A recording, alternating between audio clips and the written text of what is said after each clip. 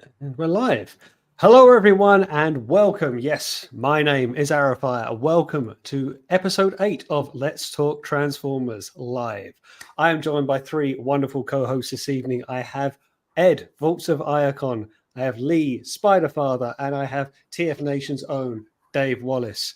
Gentlemen, thank you very much for coming along this evening. I would play the intro, but I forgot to upload it. So, intro. There you go. Right. So, without further ado, let's get on to some news, shall we? Because there has been some news.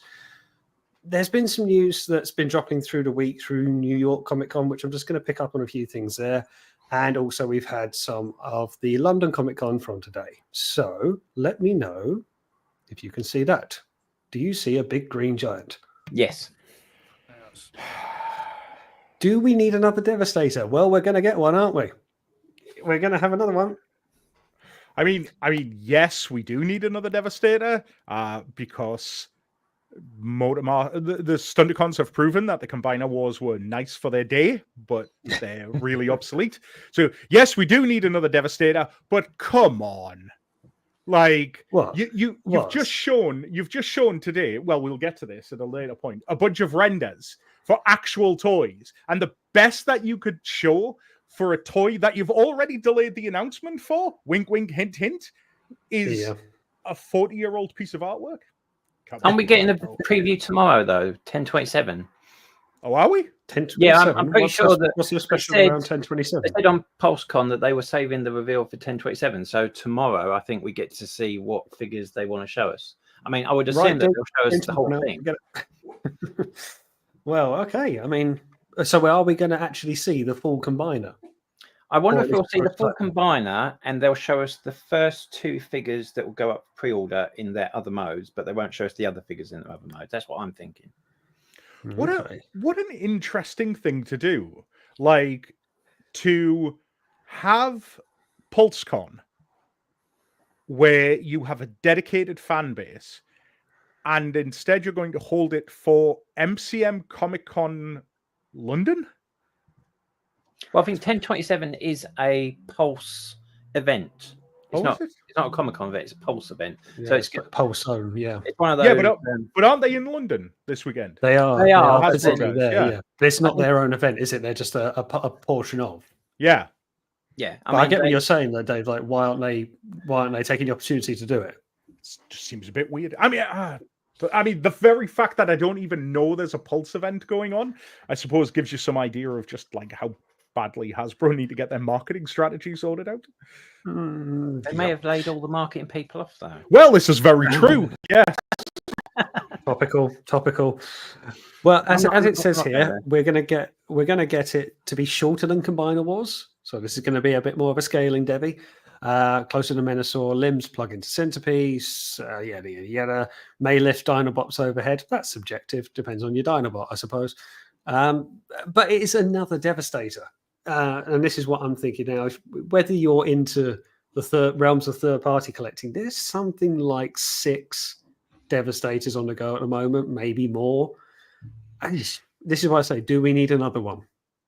Yeah. Does it need to happen? Okay, yeah. Well, the nodding consensus is linked to whatever lines out at the time. Studio Series is going to be as accurate as Hasbro is going to be able to make it. Remember that the Titans Return Unite Warriors Devastator, when Takara designed that, they designed that as if they were making a masterpiece figure, and then they had to scale it back to meet Hasbro's budget expectations. So Takara's already done a really good version of Devastator, but this will be their second go at it. Because I doubt we're going to get I know we've got Raiden, but I doubt we're going to see a masterpiece scale Devastator from Takara anytime soon.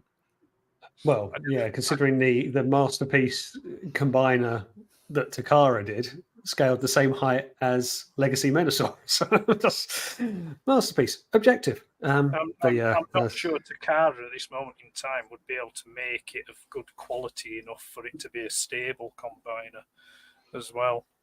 Not like, say what, like Zeta's doing, or, what's the name of the other chaps? Mastermind Creations, Ocular Max, people like that. Yeah. Yeah, they're making them of a of a different grade of plastic, which is more robust, and then will take the weight and give a more stable combine mode. That's why I'm interested to see how Fans Toys get on with their Devastator. That will be heavy because I've Yes. already sampled their scrapper, and my God, that's heavy. That's 1 of 6. So yeah.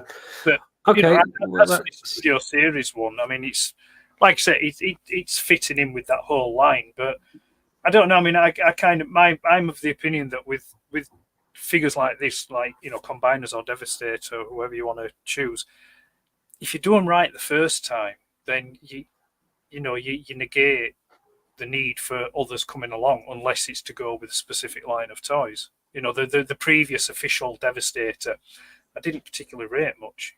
So.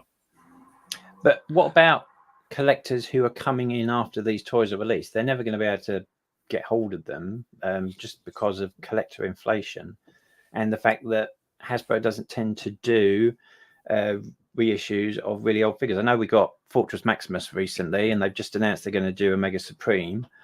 Yeah, I mean, for someone like people like us who have been in the collecting gig for decades and we've picked stuff up as it's come out, yeah, we've got our copy, we're all right, mate.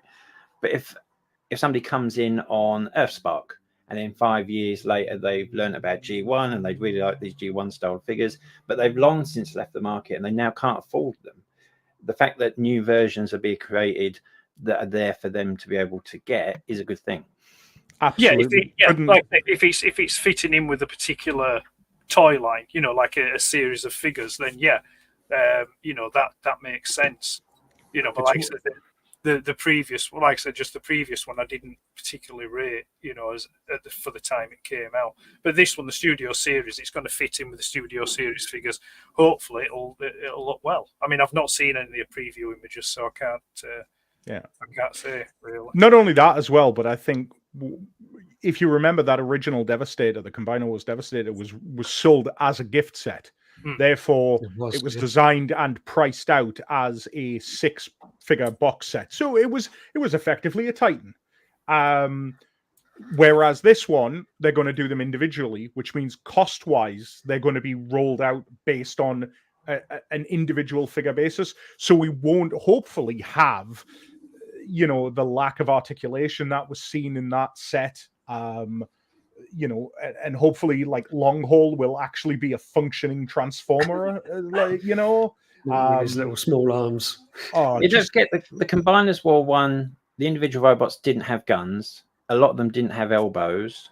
Takara's one was a huge improvement, but it was still working around that original Hasbro brief. So I'm hoping that the individual robots are much, much better.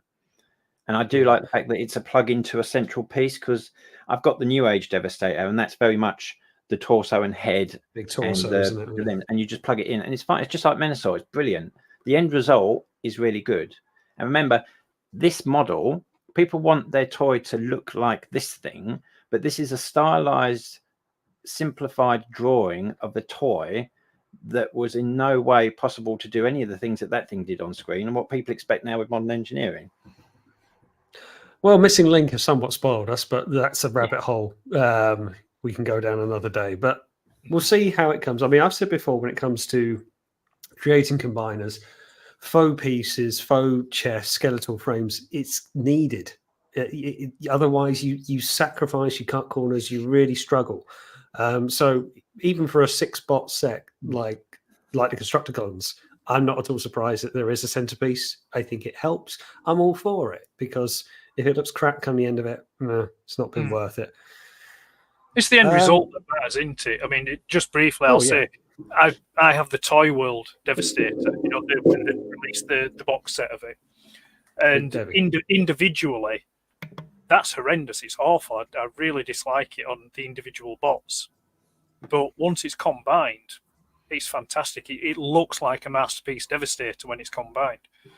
Yeah. That's better as a whole rather than individual. Even the G1 toy got third-party upgrades to make it an articulated guessed-out robot at one point. People are never happy. Yeah. No. Well, we might be happy about this, as we were talking just before coming on air. blockies. The talk of the town that most of us are well in for, and we got some new ones. We have movie Optimus Prime and Megatron, fresh from the ice. Megatron, by the looks of things. There's Prime looking very Bayverse-y. The classic class line, I've got the Rise of the Beast one. He's pretty cool. And Megatron looking all very frozen. What are we thinking? Is this on anyone's wish list? Don't be shy. I'll let the people who actually have blockies go first. I'll be perfectly honest with you. As the blockies champion, not for me. Just movie designs don't do it for me. I've passed on all of these ones.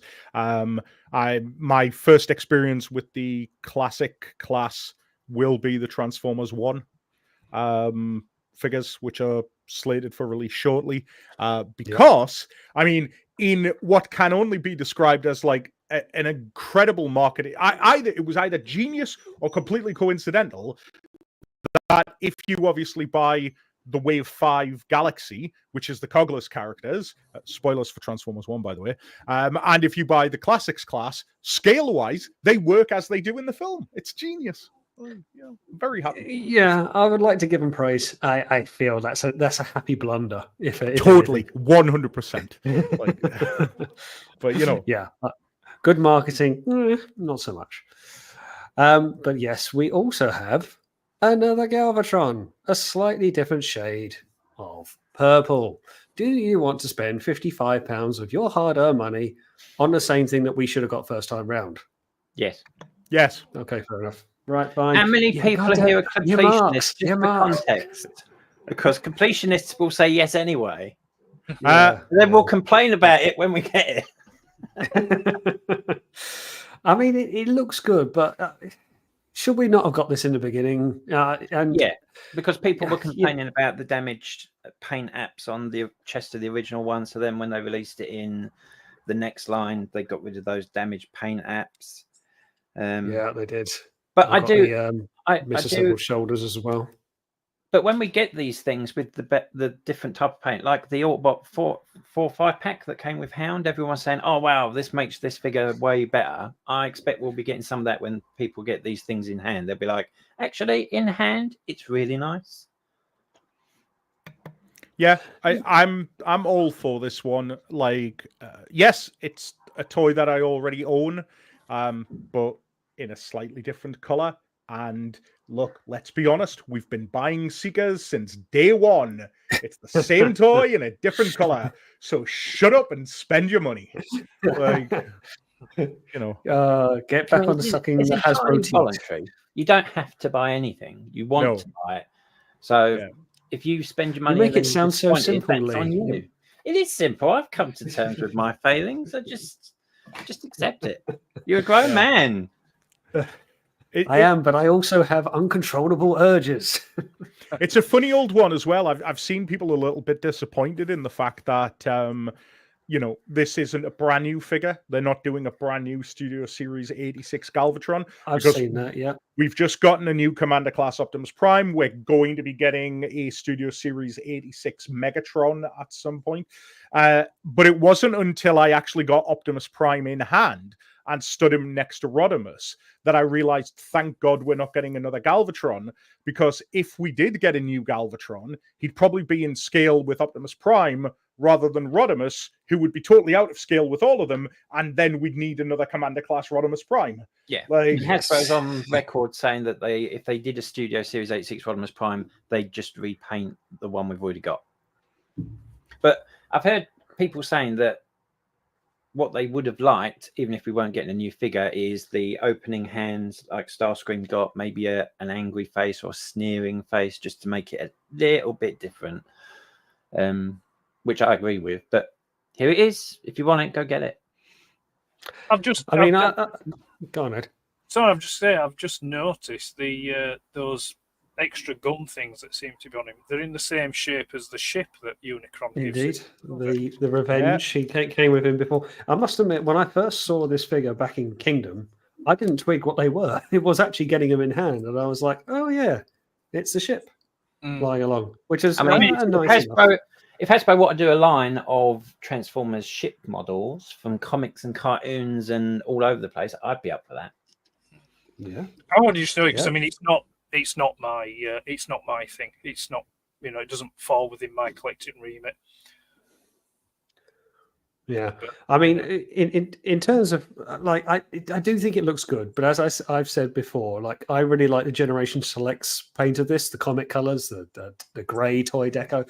I would rather go for that and have a completely different variant. Then at least I can say I got one and t'other, than having a slightly different shade of what I probably should have got first time around. And I've seen that comment, Dave, as well. People are disappointed that it wasn't an entirely new mold, but Hasbro are certainly better to repaint than they are to redesign. Yeah, and also as well, like you kind of got to remember that this is Galvatron we're talking about. Now, a lot of people our age will be like, yeah, it's Galvatron. But like to anybody who's not a G1 guy, Galvatron is either just a repaint of Megatron, yeah, or alternatively, that's it.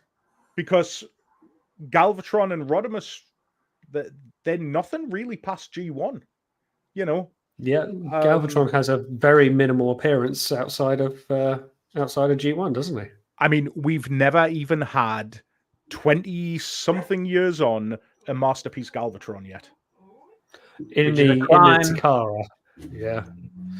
Well, yeah, yes, but the IDW run of comics, they separated the characters, didn't they? Galvatron was no longer a reformatted Megatron. It was in Dead Space or something. Was it with Omega Prime or something like that? He was RC's brother and a barbarian king who helped the Primes tame Cybertron. Particularly Nova Prime. He was kind of his warrior. Prime. Yeah.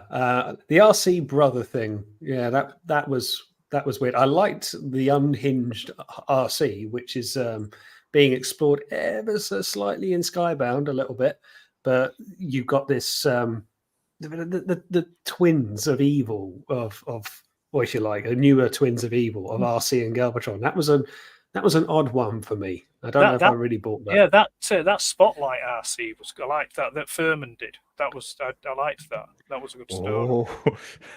Careful. What? You weren't around on the internet 10 years ago. All right. Okay. No, I thought it was a good way to introduce that aspect into alien robots. Well, they won't be doing that again. Yeah. We'll move on to statues-ish quickly. We've got MDLX, who officially are third party, but they're licensed through Hasbro. We have Sunstorm, but we also have Acid Storm. And eventually there is going to be, help me out, Nova Storm? The blue one? Help me out, I've gone blank. The blue one. Acid Storm, Sunstorm. It's not, no, is it Nova Storm? The one that creates like thunderstorms, isn't it? The Rainmakers, basically. Yeah, the blue one. And the lesser known Thundercracker, shall we say. But yeah, I do actually want to pick one of these up one day and just to experience what they're like, because the 3-0 stuff, which is very similar to the MDLX, Brandon Bayverse of Madness swears blind by them, and I just want to pick up one of these things and see what goes on, because I think they look tremendously detailed. But my God, do you pay for them? I think non-transforming figures like this work well with movie designs, because movie designs aren't actually designed to do anything. But I've got masterpieces of these figures, so I've got something in scale with that, and it actually turns into a jet, so I don't really need that. Okay, well, that's fine. But then we come on to, I've got these maybe a little bit in a different order. Some of the reveals at London Comic Con, which is today. Hasbro had a stall there, and we saw some of the upcoming releases, reissues that are coming out, and it is Bumblebee from the Bumblebee film, and this is some actual sneaky product shots that have taken place. It's very small, but it's a brand new mold, isn't it, Lee? It is, because I checked it against the other one. Has anyone actually got the original VW Studio Series Bumblebee? No.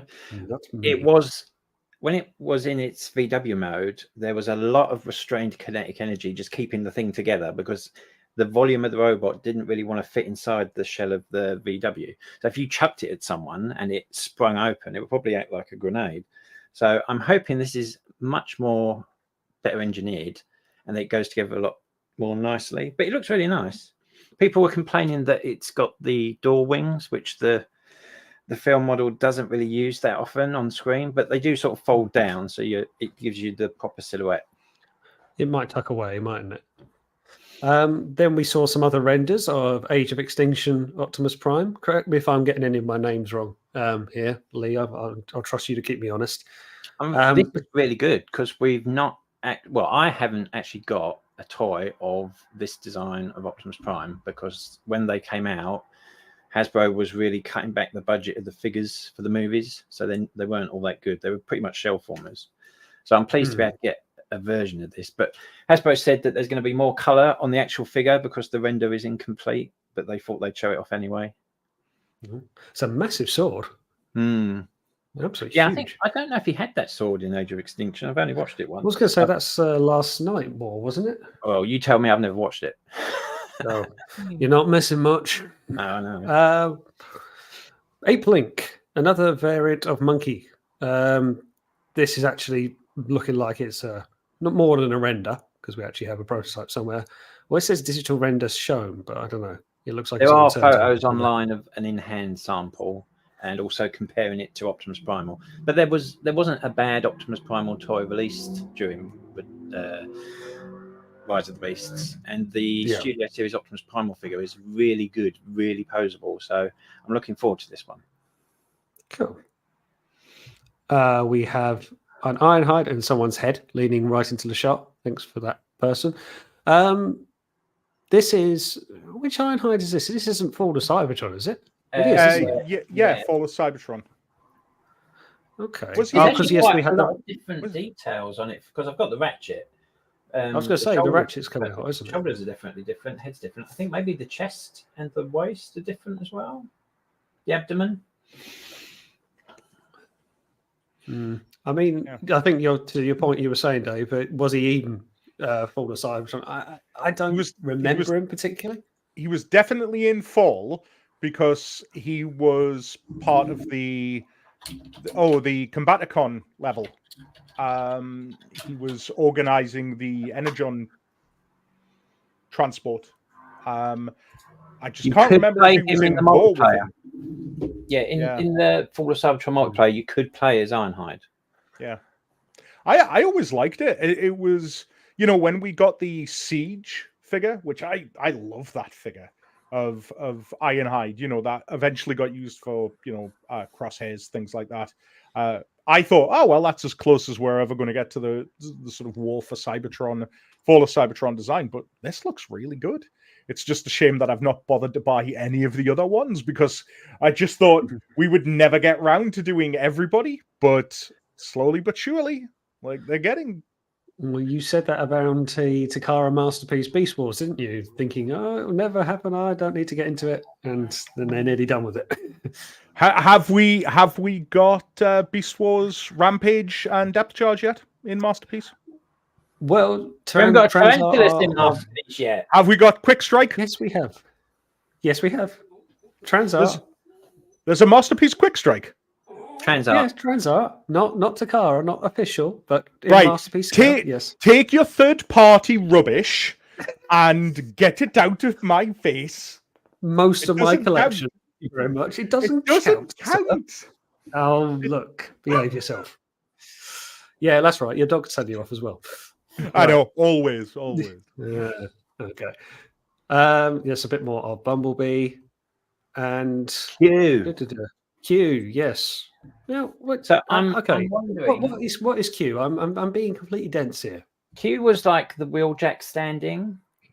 The wheel thing with a Mercedes, and I don't think Hasbro's bothered to get the Mercedes license for this release because it looks like with Dino they didn't get the Ferrari license. This looks like a stylized version of what he would have turned into. But Q figures are really expensive in the aftermarket because they came at the end of the line. and they didn't really see much of a wide release. So most people don't, include myself included, don't have a Q figure in their collection. So this will be very welcome. So it's plugging a gap. Yeah. I mean, Studio Series has been getting a lot of flack lately because it has veered away from Bayverse toys. Yet in the past couple of weeks, we've had 3 new Bayverse molds announced: Prime, Hatchet, and Q. Bumblebee, there's tons of Bumblebees, doesn't really matter. So I think we're eating good at the minute. As we are, as we are as Transformers fans, we are in a bit of a peak period for 40 years, as we should be for 40 years. There's been enough coming out, there's been enough licenses being shared, and enough going on. I think another thing, I don't know if you've got pictures of it or not, but I think one other thing to touch on in regards to the announcement, which is good, is that they're reissuing Jazz as well in the 86 line. Because again, that's another toy that... Space Hoover. Space Hoover? In his Cybertronian mode, he looks like not Origins. Yeah. Just the fact again that, you know, if you didn't want to buy that box, and going back to what Spider said, and I think this is a super important point for people here, is that, yeah, you know, the second golden age of Generation 1 toys, we're at the tail end of it now. Like, if you haven't been collecting Transformers for nearly a decade now, and you want to collect modern interpretations of your favorite G1 characters, you're late to the party. And so, like, seeing characters like Jazz being reissued and stuff, and like, so when people, you know, complain, as they always do on the internet, about, oh, they're just doing more reissues. I mean, like, I just got, you know, this guy. Oh, has my camera frozen? I don't know. No, we got him. You know, like, yeah, that's good. And especially somebody like Jazz, because that toy did have a tendency to break a little bit as well. Very fragile. And of course, it's white. So I've not seen my Jazz in a while because he's packed away since the move. It could be yellow for all I know. This is camouflage. I think Dave has frozen now. She's trying to get out of the quiz. That's what he wants to do. It's not going to work, David. Don't stand completely still. But yeah, in terms of news, we've had quite a bit coming out, haven't we? We've had a few offerings of third party. Although next week, and Ed, probably a bit more for yourself, is going to be TFCon in Baltimore, and there is a third party panel to which there will be some goodies being released there. We've already had some showings of Fans Hobby doing a Nemesis repaint of their Armada. Yes, it is Armada. Yeah, Grand Convoy. I know, it's Energon, isn't it? Or is it? Yeah, it was the Energon one because with the split, the 4 individual parts. Grand Convoy. Yeah. I always used the Japanese name because that was back in the days when the Takara toy was better than the Hasbro toy. So you waited 6 months and got that instead. Yeah. Okay. So Dave has well and truly frozen, but yes, we have got some more third party stuff coming along the way. I'll wait for Dave to come back for the quiz, so he's gone a little bit ahead of time. Ed, is there anything specific third party that you're looking forward to? Oh, yes, fair point. Good question. I've got quite a few pre-orders on for third party stuff at the moment. I think the one that's given me most interest is probably going to be Fans Toys. Well, no, not Fans Toys. It's not Robot Paradise. They're releasing it on something else. But Fantastic Model. Yeah, Fantastic Model Ma, which is their Ultra Magnus. I'm looking for, and I know that Borders Dude is looking forward to that one as well because he wasn't over keen on. No, really, the Ultra Magnus super fan. Yeah, because I'm really looking forward to checking out the engineering on that. You know, from the renders that we've seen, the engineering looks nice. The way I like the fact that it's going to be armor over an Optimus Prime figure. My only hesitation with it is, again, looking at those renders, I kind of get the impression that once you put the armor on the base Prime figure, it's going to restrict the articulation of it somewhat.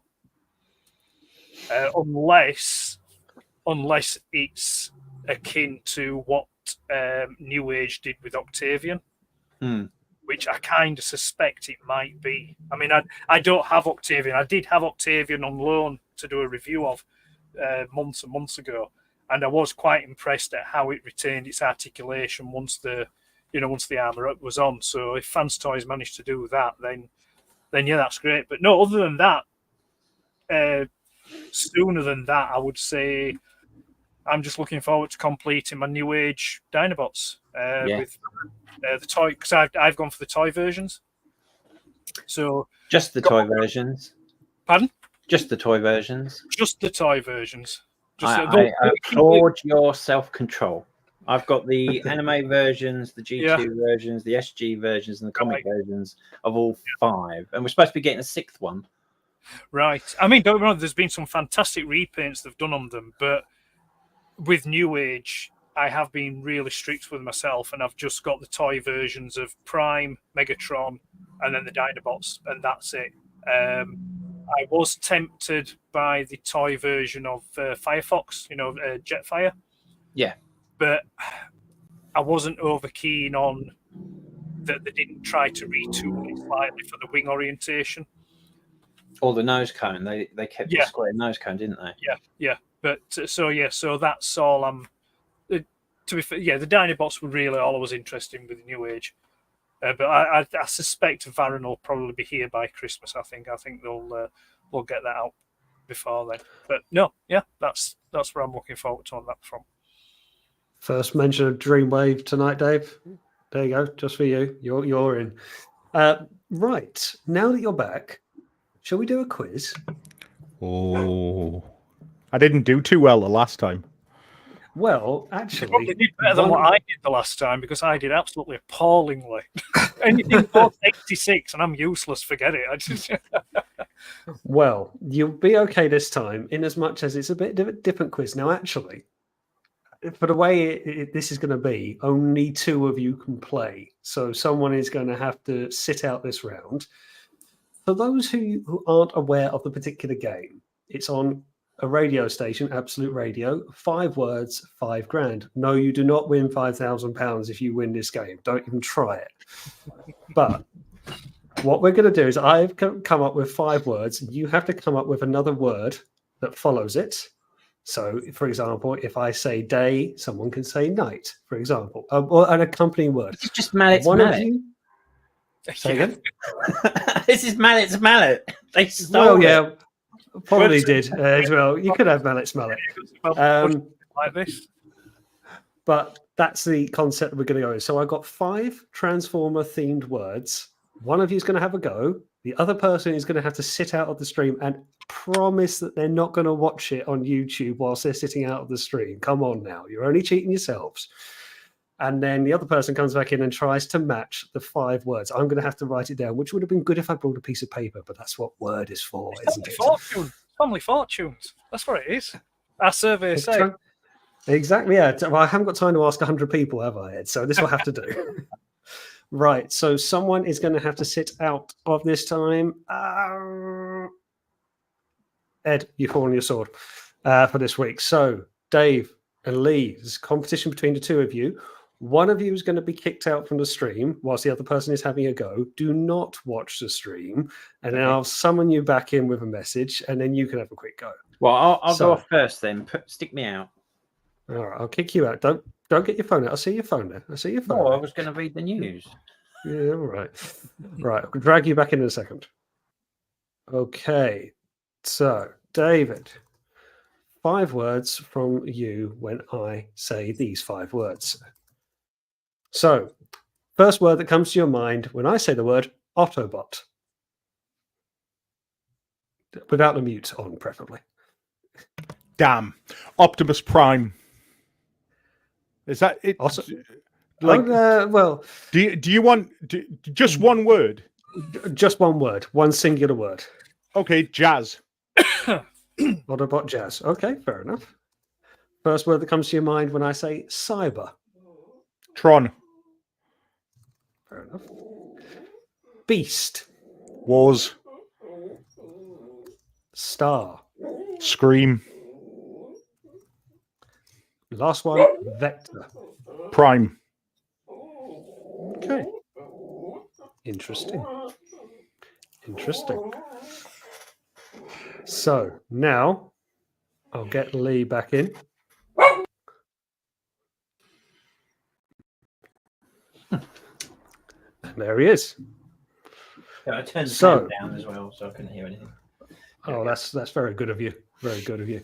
So I've got Dave's words. To win absolutely nothing, you have to try and match 5 of Dave's words that he has said to the words I've picked.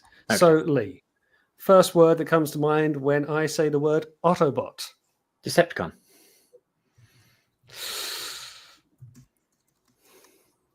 Cyber. Tron. Beast. Wars. Star. Scream. And finally, Vector. Prime. I am saddened to say you only missed one out, and it was the first one. And that was entirely on me. Like I completely. Did you say curtains or something like that? Oh, it was just because we'd been talking about jazz. It was just the first thing that popped into my head, and I said jazz. If I'd said Meister, would I've got half a point? Well, you might have done, but it still wouldn't have got you the £5,000. But to be fair, you did quite well on the others. I mean, I tried to keep them. I wanted to come up with words, so I thought, I don't know, Vector, Prime was probably that, but I thought you could go Sigma, Beast Wars, Beast Machine. You and I were both at Alexis's quiz at TFUKCon, so we know that there's lots of different permutations of words that could have gone on there. So I think yes, well done. We do, but sadly, you don't win the prize of success or whatever it is. I actually have to come up with a prize, but it's a shame because you actually did so well despite getting the first one wrong. Which made it all the more. It started off badly and just got better from there. You say turkey for every answer. Such is my motto, Dave. Right, well, you got through the quiz. You got unscathed this week. Ed, thank you for being a champion and sitting out of that one. I will make sure that you win the next one, whatever that may be. Okay, so to talk on to something else, video games. Something that I'm particularly fond of just in general, but Transformer video games. They've been few and far between. They have existed. But why have they not been seemingly high on Hasbro's agenda? Why have... I say that in as much as, okay, I don't want to use the title of AAA games, your big Call of Duties, your Legends of Zelda, your household names. But it doesn't... We've had some good games, Fall to Cybertron, War for Cybertron, as you mentioned earlier, and Devastation as well. But they don't come out very regularly, and even when they do, we get things like we've had with the Earthspark Expeditions. It was more or less just a simple one character playthrough, and once you complete these games, there's no value to go back and play them again. So to you all, why does video games, much less compared to other forms of media, not seem high on Hasbro's wish list? I don't think it's not on Hasbro's wish list. Didn't they at one point try and open a game studio, or do they currently have one? So video games is a huge market. So whether Hasbro develops it themselves or they try and license it out, there's money to be made. It just depends on what the market's doing at the moment. Back in the 90s, if you had a film property or a licensed property, you could get a game made for it pretty quickly, and it would be crap, but it would be on the shelves and people would be buying it. If you look at the types of games that have come out on the major consoles for Transformers, the first one we had was Transformers Tatakai, which was Japan only, which was like a G1 game, a beat-em-up game, which was naff, but everyone was really excited for that. Before then, we had Beast Wars beat-em-up. We had the Beast Wars game on the PS2, which came out round about when the show was out. We had Transmetal beat-em-ups, which came out after. In Japan only, because I couldn't get a hold of that. Yeah, and then it was nothing till the movies. And when the movies came out, you got a game to go with the movies. Oh, shock. Are you forgetting the greatest Transformers video game of all time, Transformers Armada? See that? Oh, yes. Armada, yeah. And of course, we got the ZX Spectrum. Is that the ZX Spectrum one? Yeah. Yep. Yeah. Back in the very early days, Yeah, that's Ed's jam, that one. Armada being a really good example on the PS2 of someone actually picking up the toy property license when the toys were actually out. But other than, I mean, it's a big investment. If you're looking for a quick cash in, then you go for the movie licenses, and those games were okay, but they weren't great. If you have a plan to invest a lot of time and money into making a good Transformers game, you end up with War for Cybertron, Fall of Cybertron, Transformers Devastation. But I don't. The problem is the way the games industry is at the minute. The companies are looking for a quick return. They're not looking to actually invest the time and money into anything that isn't one of their own properties, AAA games. And Transformers being a licensed property doesn't necessarily warrant the amount of investment that would be needed to give us a product that we would think was timeless. Although, God knows what's happening with Transformers Reactivate at the minute, because that looks like it could be up there on the pantheon of good Transformers games. Well, let me tell you a little bit of that. As I like to brag at every possible moment, it is being made in my hometown, and I would see the people working for the company walking around the shops in the high street in their splash damage insignia, clothing. I did notice the other day they're still in their same sort of clothing because they have this orange and black. It's very distinguishable, but it said Astrid on it. And I didn't see any referring to Splash Damage, which is the name of the company. And I thought, I don't know if I'm going a bit ahead of myself. Well, but Splash Damage still exists because they've literally just put a tweet out I saw the other day, because I've just been playing through Arkham Shadow, and they were talking about how they were the first people to make a multiplayer for the Batman Arkham series when they did the Origins multiplayer. So they still exist, but yeah, what is happening with that Transformers? Again, it's time, it's resources, it's investment. Did anyone play Transformers Universe when it came out? The massively online PvP game. Did it even come out? I thought it got shelved. I played it on my PC, but my PC couldn't handle it, so it was an intermittent experience, and it was good. And they made original characters that had alt modes, and they had backgrounds, because it was all part of the Align continuity. And it's a shame that it didn't go ahead. But then games like that are going to rely on things like microtransactions and play to win and game passes. So a lot of that stuff now people are turned off of. So if Reactivate goes with that business model, I'd like to play it, but I'd be very wary of having a particularly good experience with it, because I'm not going to drop 50 quid every month to try and keep up with everybody else.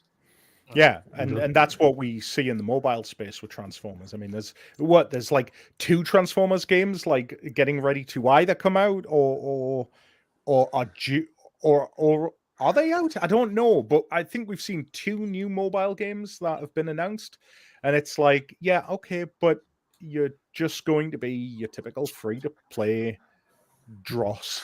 Mind you, having said that, the real-time strategy one that has been out for a good number of years now, Simon Furman's been doing the writing for it. Earth Wars.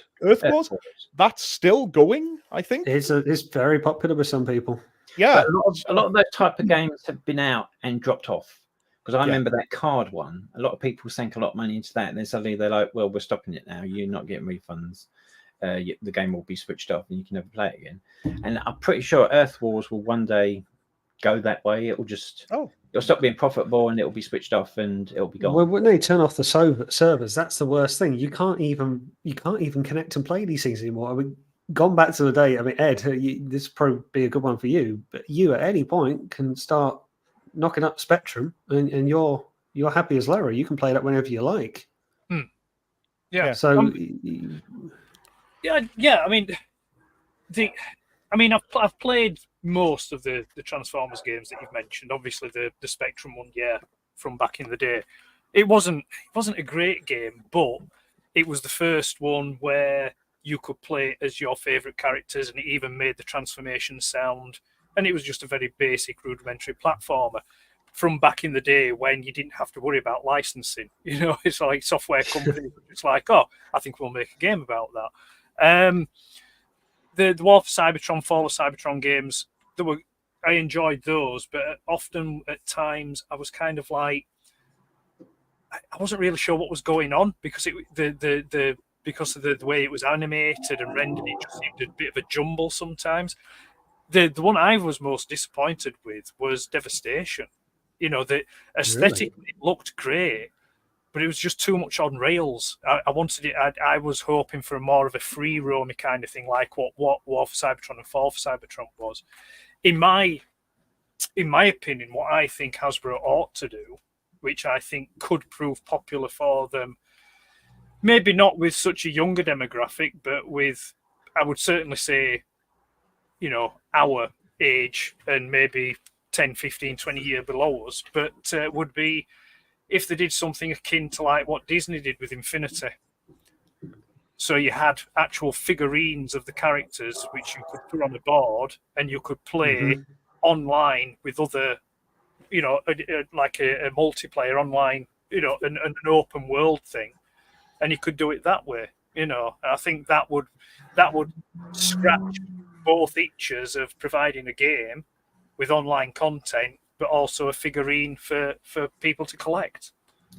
With the Earthspark replacement that we've seen rumoured here and there recently, a lot of the trademarks that Hasbro was applying were to interactive and online things.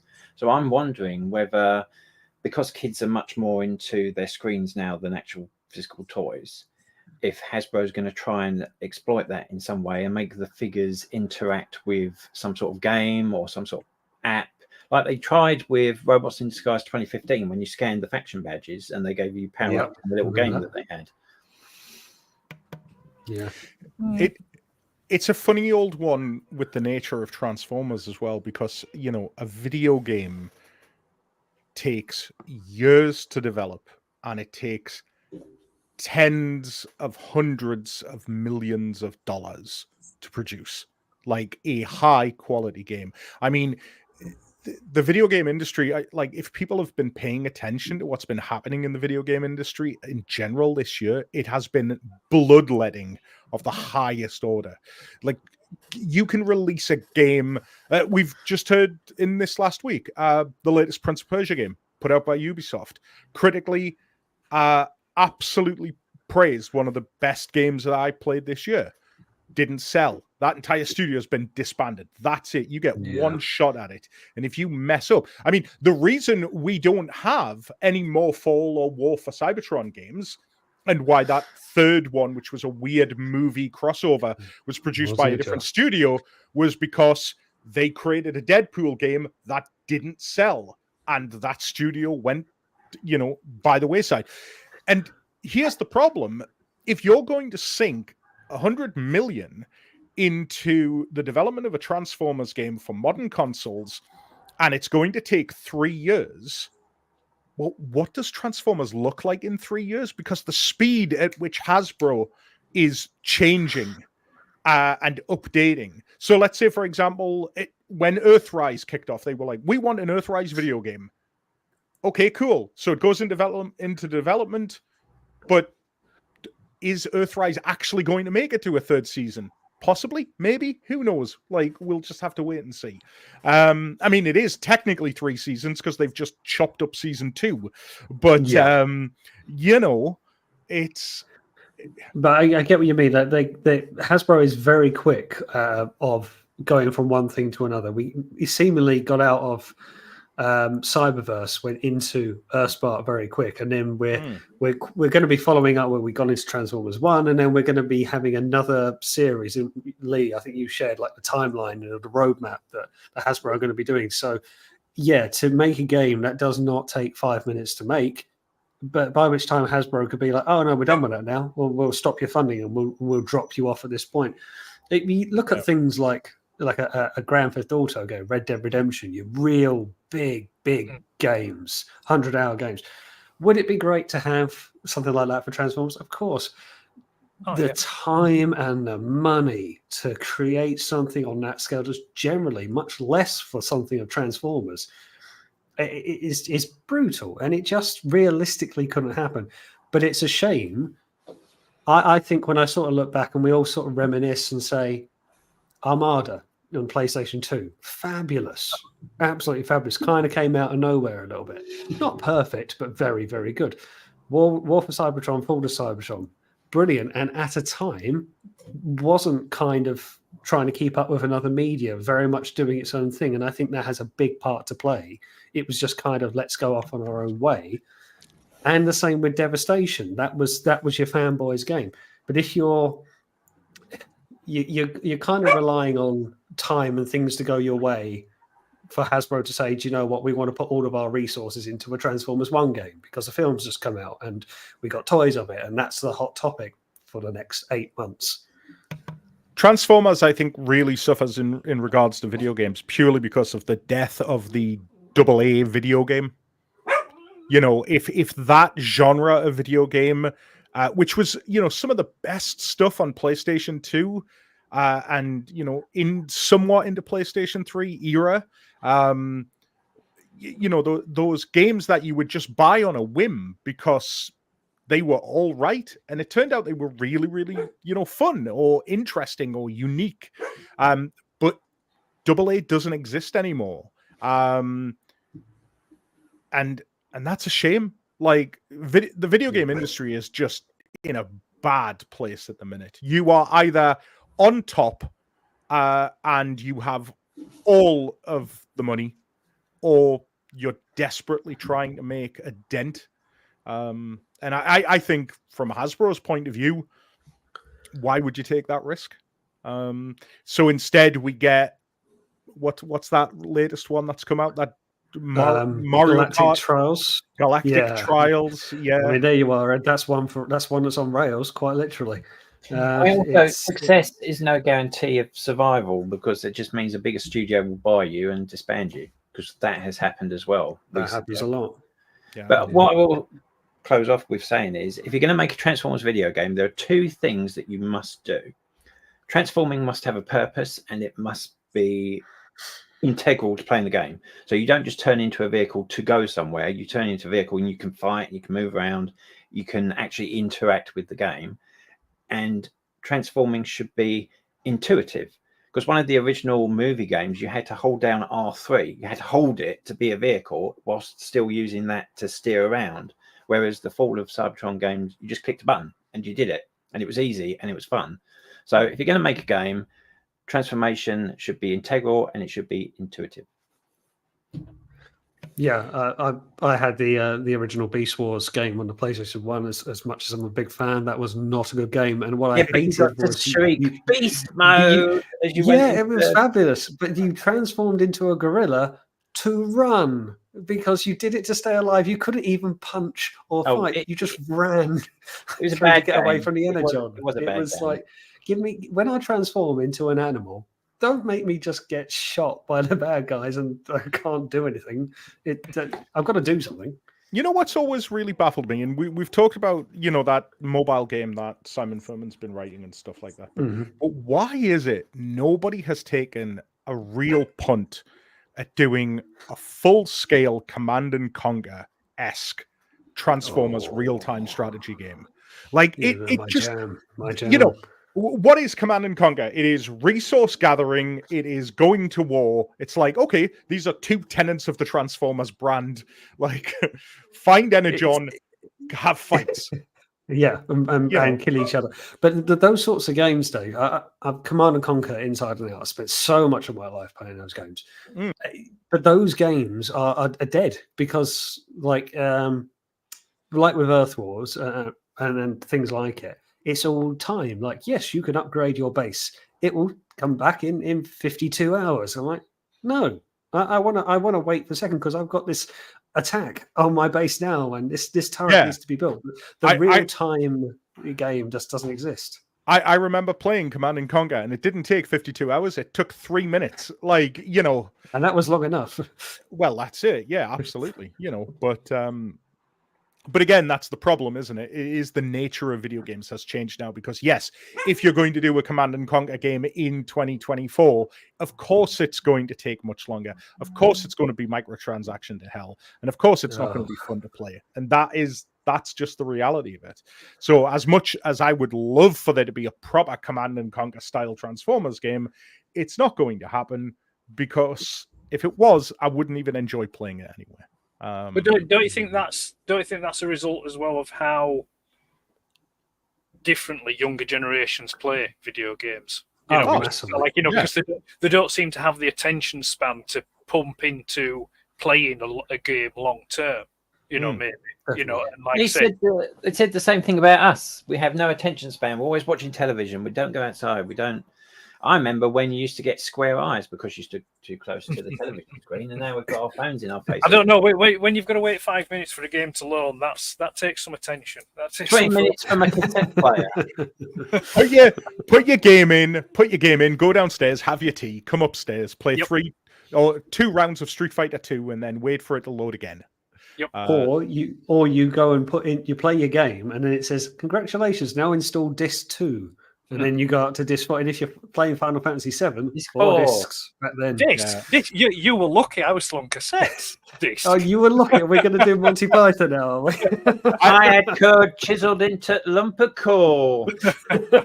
But just going back to the games, though, I think as well. I mean, it's been my experience just observing my son and his mates. They tend to play a lot of these, which are like free games that you can get, and then, like you say, you can either go the long way around and earn your upgrades and your add-ons and things by playing the game, or you can get them through, like say, microtransactions. You could just chuck buy some V-Bucks and stuff like that. So maybe that's another reason why companies like Hasbro don't want to invest, because maybe they don't see an angle for, I don't know, maybe maximizing a profit out of it, versus the effort to do it. Well, I think Netflix have just shut down their video game division, haven't they? And if Netflix can't put out one video game, then what does that say for the rest of the industry? Yeah, I think going back to those Fall to Cybertron games, I just want that final trilogy, like a return to Cybertron. Don't need to remaster. Let's talk about it, but don't remaster the games. Just re-release them. I think they are being re-released. Good then. Well, that's the talk, but it's just all talk, isn't it? Game Pass. If they do, I will really, really want the multiplayer, because the Fall of Cybertron multiplayer was something I played a lot, and I'm not really an online gaming guy, but I really liked the Fall of Cybertron multiplayer. It was great. Yeah, it's good games. It's a shame as well, because I think the other legacy of the war and Fall of Cybertron was the fact that it was unfortunately timed and then had to be fit into this aligned continuity rubbish that Hasbro was pumping out at the time, and it's like, oh, it all makes sense. It's all part of Prime. No, it's not. Like, it is not. That character and that character are not the same character. Like, shut up. Well, I was talking to McFeely about that, and a lot of the time it's just happy coincidence rather than just planning, isn't it? The aligned continuity was just... Oh, never mind.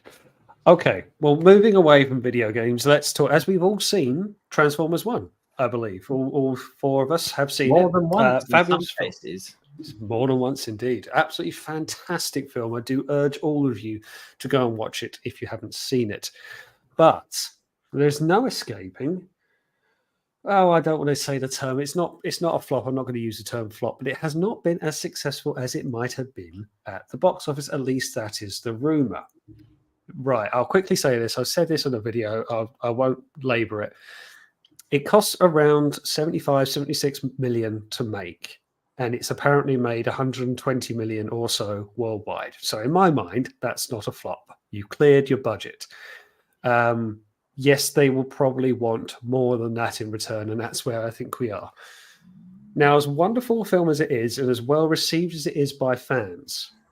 Sorry, can I just quickly mention, Ian? Sorry, that 75 million, that's what it costs to make. That doesn't include the marketing budget. The marketing budget's on top of that. So the marketing budget could be something, that could be another 70 million on top of that, could the marketing budget. So okay, that's I'll take that on board. Yeah, because that's what they tend to do with most films. When they say like the budget for the film, that's just for the film. It doesn't usually tend to include the marketing, which marketing, I think, for Transformers 1 in the UK has been abysmal, really. It should have been released in the summer. It doesn't feel like they've spent a lot on the marketing. No, it doesn't, does it? And yeah, it should have been released in the summer holidays. But with that all being said, it's well received by fans. It is a brilliant film. Sadly, I think the numbers are deciding its fate as much as anything else. Now, Lee, I'm aware you discussed this last night, so in a slightly different guise. But my question to you all is, where do we see the next film? Not necessarily a sequel to Transformers 1, because to be honest, I would love there to be. I really would. Exactly same setting, same cast if we could, and same CGI, because I thought it was very nice to look at, very easy on the eye. But it was listed as an origin story, and typically origin stories are a one and done. Joker didn't get that kind of treatment, and maybe it's suffering for it, but whatever.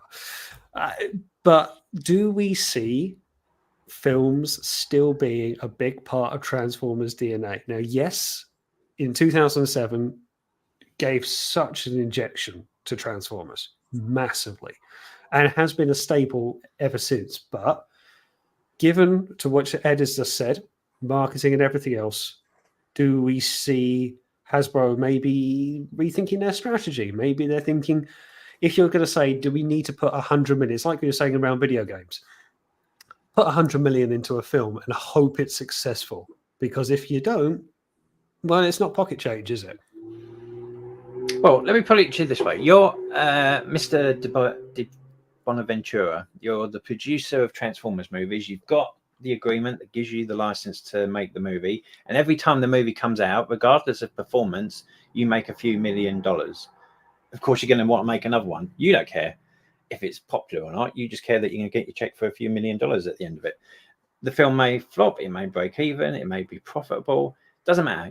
He went and did that writer's room thing where he just had all these writers in the room throw ideas at him. So he's got a big folder full of ideas of films that he could make using that property. I'm sure he's just going to keep flicking through it and doing one after the other every couple of years until he gets bored of it. I think that's probably one of the problems I think I see, or I've noticed over the past, say, decade or so, is when you watch something now, whether it be a film or a TV series, there's so many writers and so many producers. You know, I think you need someone with one good solid story idea, and then work on that. You know, because that it's the old saying, too many cooks spoil the broth. You know, so because it just pulls it in all different directions. I think going forward, me personally, what I'd like to see from Transformers is I'd like to see something more along the lines of the recent Planet of the Apes films. You know, something that's a bit more, it's got a bit more substance to it, a bit more teeth to it, something that you can really sort of like, because I mean, at the end of the day, it's a civil war. It's not pleasant. It's not jokey. It's not fun. Yeah. Whereas, because I mean, I always argued this point with the Michael Bay films, that the recent Planet of the Apes films have proven that people will go and watch a film that doesn't rely or need the human characters. It can get across the good story and the relatable characters using, in that instance, apes. And I think, Transformers really ought to do that, because I think something like Transformers 1, I've seen it a few times. It's entertaining. And that's pretty much how I feel about it. It's entertaining. It's not something that I would over gesticulate about, kind of thing, but it's entertaining. It's an improvement over some of the Michael Bay films. I will say that. But I think it hit at the wrong time. Like I say, that should have been released in the summer holidays. It should have been better marketed. It should have been hit. TV adverts, newspaper adverts, magazine. It should have gone the full length on that. I think going forward, I think it is a film that I think it deserves a sequel. I think it deserves something to show us, the next stage or the evolution of that civil war. But whether Hasbro choose to do that or not, like I said, because of how it's performing financially at the moment. Who knows? I mean, maybe they will and just think, well, we'll take the hit on the movie. Hopefully, we'll make up the difference on toy sales. But also, as well, I'll just finally say that I think maybe the younger generations are maybe not as bothered about watching a Transformers cartoon or movie as to what the older generations are, that actually grew up with it or have been in it for a few decades, so. Well, quite often nowadays I find that the Transformers toys and films and everything else is more or less aimed at our generation than say younger ones, even though Transformers 1 was maybe more kid orientated than say, okay, it wasn't IDW storylines, if you know what I mean, but it still is trying to think of us as its main audience. I disagree. The ones who say, I disagree. Okay, well, that's Transformers fine. movies aren't products that are made for Transformers fans. Transformers fans absolutely love Transformers 1. We've gone to see it at least once in a lot of cases, but we alone were never going to make that film successful. The film was going to be successful because the regular cinema-going Joe public was going to go and see it and tell his friends to go and see it and take his family to go and see it. That didn't happen. True. And that's what the Bayverse movies did so successfully. They brought in tons of people who weren't at all interested in Transformers, and they made them Transformers fans, and they made them aware of Transformers. They made Bumblebee and Optimus Prime massive pop culture icons, which they are today, which they weren't really before then. They were nostalgia icons, and people like us remembered them and kept their memory alive. But the general public, they were just like silly toys from the 80s, maybe. So whatever comes next, it will pay lip service to us, and I think Transformers 1 did that very well, and it made it seem like it was a film made for fans. But whatever the next Transformers film is going to be, it has to have mass appeal. Whether we agree with that or not, it has to have mass appeal to do what Hasbro wants it to do. Yeah. And it needs humans. Yeah, they're giant robots. How do you know they're giant robots if you haven't got something Look, that's not giant? David. Let's prove me wrong. Tell me a successful mainstream Transformers product that doesn't have humans in it. I get what you're saying. That look, I'm not saying that humans can't be in it, because I've said this a few times. Bumblebee, the film, did a bang on balance for me. It had the right balance of humans without the humans being overpowering, because I felt all of the live action films predating that, it was just the wrong balance. And I didn't care about some of them, but I felt Bumblebee with Charlie and the relationship with Bumblebee, I felt it worked fine. That said, I don't feel humans were needed for Transformers 1, and I feel it worked out okay. Look at the box office numbers.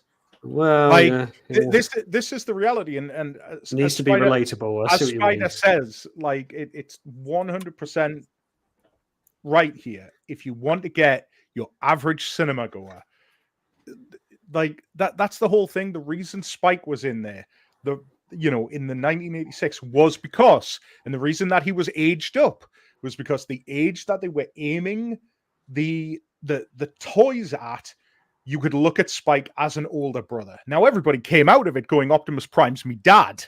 Like, it didn't quite work out the same way that they intended.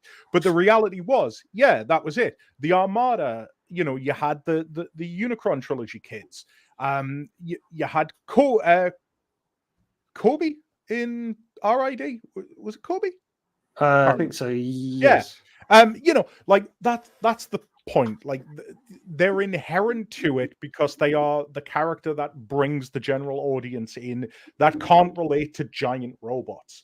And I think that might have something to do with Transformers 1's lack of general appeal. Maybe. Because what you'll see, I mean, look, somebody's just put this in the comment, and it's absolutely true. That first teaser trailer for Transformers 1, whoever put that together, whoever designed that and marketed it, should have been taken out back and given the old Yeller treatment. Because I looked at that first teaser trailer and I went, oh, it's the Transformers equivalent of the new Super Mario Brothers movie. Yeah. The Mario Brothers movie was excellent, but that's not what I want out of my Transformers. And then I go see Transformers 1, and it's like, oh my God, like there was actually substance here. There was something to be discovered. Thank God they got that second trailer out when they did. I did see when Spiderfather and I went and saw the second time I've seen it, the film, possibly second time for yourself, Lee. Yeah. Chap that I was walking out the cinema with in our little group, I think he said to me that another company designed the trailer, like it had been outsourced or whatever, and we're saying, what must the director think when he sort of sees the trailer and go, that's not what I did. You're taking it entirely out of context. Because the second and third trailers, I think it was 3 in total, but the subsequent trailers couldn't have been more different in terms of their tone. So they quickly recognized their mistake. I remember where I was when I saw Blackout transform for that very first time, and I thought, this is incredible. And I remember where I was, because it was only a couple of weeks ago, when I was sat in the cinema for Transformers 1, and literally within the first 2 minutes of that movie starting, you get The Matrix and you get Primus. And it's like, oh crap. Like, you're actually doing this. Like, you're actually talking to me directly as a Transformers fan. That's the movie that was. The fact that you're going on Twitter now and you're seeing people, because it's now out on digital, not that I'm suggesting that people have been pirating it, putting out all these screenshots of,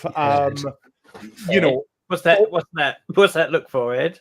I'll put my hand up. I went to the high seas to watch it. I've no shame. I wasn't going to waste my money at the cinema on it. Sorry, I went to the high seas to watch it. It's been lovely having you on, Ed. Yeah, sorry, Dave.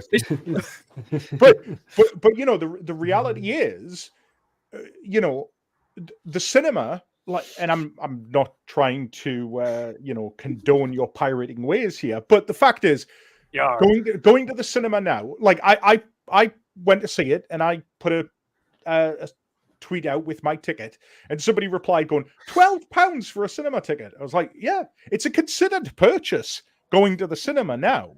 So you need to definitely know that you will enjoy what you're going to spend your £12 on, or however much it is. And I live in Newcastle. I live in the north of England. So, for you guys down south, like, I wouldn't even... I'd cry out for £12 on... I would cry out for £12 a cinema ticket, Dave, to be perfectly honest with you. But that's it, though. Like, it's ridiculously expensive. And that's before you get into the whole cinema ecosystem of, am I going to buy popcorn? Am I going to buy a drink? Am I going to buy all of this stuff? Sneak it in from outside, they'll never know. Well, absolutely, that's it. But if you want to go to the cinema with your kids, say you've got 2 kids, and maybe you're going with a partner or your wife or your spouse or whoever it is, some other significant other, that could be 60, 70, 80 pounds commitment for what is effectively 90 minutes of entertainment. Mm-hmm. Which is why your marketing has got to be... Maybe taking into consideration, it will perform better once it gets to the streaming services. Well, I think this is what people are saying, that's kind of going to give it a second lease of life. And the box office is only telling a story, but sadly, this is what's generating the headlines for possibly the wrong reasons, even shared headlines, because the feedback from Transformers fans has been so positive, saying it's a great film, or at least people saying it's a very good film. I haven't heard many people saying it's rubbish, but no, I think what I'm thinking is now is putting 100 million or so into a film, and Hasbro, I don't really want to bring this up, but look at what we've seen in the last couple of days with the layoffs. Clearly, Hasbro are only going to be looking at the dollar signs, and they might only look at the box office figures. They may look at subsequent streaming services. Maybe, I don't know if they're that fussed about that, if they're going to look at over a longer period. But they didn't even beat Beetlejuice in the box office, and I kind of feel, for looking at Hasbro's way of thinking, that's what they'll tack onto. That's what they'll go, right. And this is where I'm thinking: will we see another Transformers film anytime soon? Will this There make is- Hasbro think? You talk about the financial aspect of it. I mean, again, look at not bringing it down too much, but look at the state of the country and people's financial situations at the moment.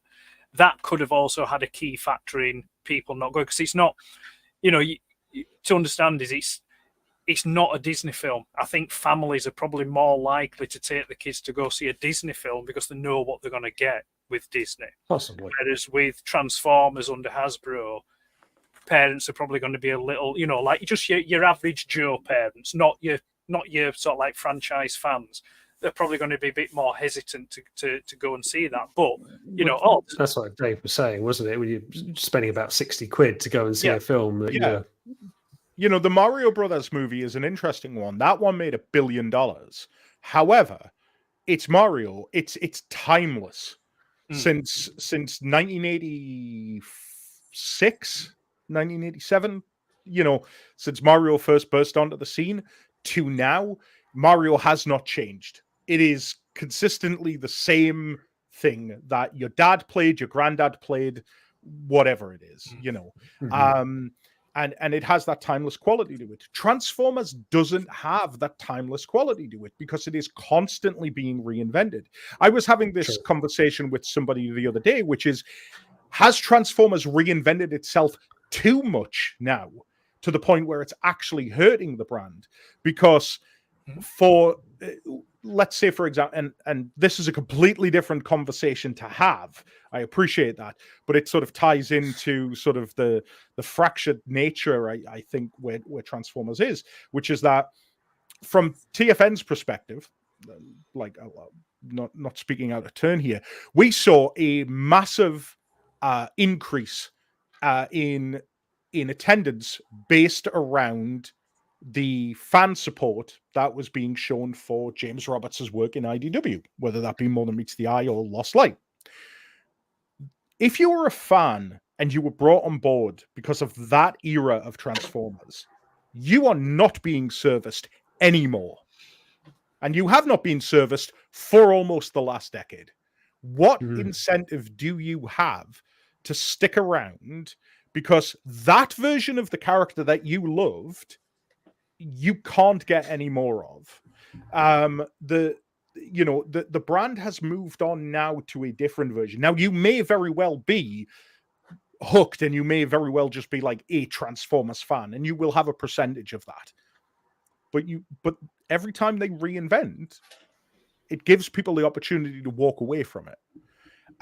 Transformers 1 is a complete reinvention of what the movie-going audience has expected from a Transformers movie for almost the last 2 decades. It is a complete reinvention. Bumblebee, for the whole, is it canon, is it not? It's a period piece, all of that stuff. Bonaventura's crazy timeline, whatever, go away. It's a complete reinvention, and people didn't show up for it. And so, like, the question which you posed, if I was to try and answer it, which is, what's next? I don't know. But I really don't want another live action movie in the vein of what we've had for nearly the last 20 years. Because with the exception of Bumblebee, it's Rise of the Beast. Oh, what was that third act? It was very forgettable, wasn't it? Then this is what I feel like. If for someone like you and I, Dave, who are Beast Wars fans, if we and Lee, you sort of come away from there thinking, what? Like, well, what were you doing here? I was really enjoying Rise of the Beasts up until that third act, when it was quite clearly a completely different movie that they had in mind. Like the fact that they turned around and go, oh, why don't we just destroy the big purple laser machine? We can't do that because we'll blow up the planet. So what do they end up doing? They end up blowing up the machine. Like, and also as well, future script writers, if you're out there listening, please note that Till All Are One is not the Avengers Assemble like rallying cry of the Transformers. For God's sakes. You feel better. You got it off your chest now. There is a silver lining to the Transformers 1 story, because now it is on streaming. You've got the movie reactors now on YouTube watching it. And they're not Transformers fans, not sci-fi fans, not animation fans. They're just people who watch movies and they love it. They're really surprised at how much they enjoyed the film and how invested in the characters they become. So if there was a Transformers 1-2, I think Transformer TF1 has already done a lot of the groundwork that film needs to be successful. It has a lot of goodwill now. As far as what I'd like to see, I echo Dave's, we don't want to see more of the same. I would like to see smaller scale stories. So if a streaming service wants to put up the money to create like a 90-minute feature that was a comic book adaptation, like Warner Brothers does with a lot of DC stuff, because I don't read comics. A lot of the stuff I know about superheroes comes from cartoons and movies. So if they want to do an adaptation of Target 2006 or Cities of Fear, I don't care if they don't cast G1 voice actors, if they just cast random celebrities or cheap actors. I just want to see that story on the screen, and I will be there for that. And I hope that because it's on streaming, it will pick up an audience of non-fans as well. And we've seen the success that Netflix has had with things like the Castlevania series. I haven't seen the Devil May Cry series yet, and I hear the consensus is it isn't great. But you know, there has been some direct streaming anime shows that have come out recently. I mean, even Tomb Raider's getting season 2 now. Right. Okay. Yeah, and apparently that's, from what I hear, not brilliant. I haven't seen it yet, but you know, what is it? Mass Effect's had some like some smaller scale stuff. The only thing that I would say, again, and this is just in the wake of the Siege trilogy, Kingdom, and all of that stuff. Yeah. Put it in. This isn't necessarily to say that it needs to be in the hands of competent writers, because the people that were behind that were relatively competent writers. I think they were just given a bad premise to go from. But make it for kids. Look, we're 40 and 50-year-old men. Like, we should not be your core demographic. We probably are, because kids don't buy toys anymore. But nope. You need something. The great strength of Transformers 1 was the fact that it could service both the older fans with the stuff that I mentioned, but also is a great kids movie. And finding that balance, it's a bit like the old Marvel G1 comics. You would not give a kid 8 or 9 a copy of Lost Light or More Than Meets the Eye. It's too dense. It's just not designed for kids. It's not for that pace, is it? Marvel's UK was the best of both worlds. It was more mature than the cartoon. It was sequential storytelling, but it was a kid's comic book. You've got to find that balance. Sorry, if I could just say though, the thing with the G1 Marvel comic that I found at the time, and on reflection going through and reading it now, yeah, it was a comic. It was a kid's comic, but it didn't treat the kid reading it as a kid. No, definitely not. And I think you know, it may not be a popular opinion, but at some points within Transformers 1, it felt childish rather than crediting the child. You know, maybe the children watching it with a bit more intelligence. But just that aside, what I kind of think may work for Transformers on a streaming service, or even something like straight to DVD or something, kind of like what they did with Batman, the Gotham Knights, where they just go out to different animation studios and say, right, okay, we've got these Transformer stories, animate them, yeah, and get different styles of animation interpretations for different stories that are kind of self-contained, and just see how they go. I mean, we did just see that, because we're all forgetting Studio Trigger's 40th anniversary celebration movie. And that had lots of different styles. And the people at Studio Trigger are really enthusiastic for Transformers, which is why they were the perfect people to do this. But the onus is on Hasbro and Takara to approach these people and to gauge interest and to support them in creating something which is a artist's vision as much as it is a investment in a property. Mm. But maybe that's a problem as well, that maybe Transformers as a franchise just isn't as unique anymore. You know, it's not different enough. You know, it's like, because you're seeing the same thing with Star Wars. People are just turning off from Star Wars, you know, because it's not. When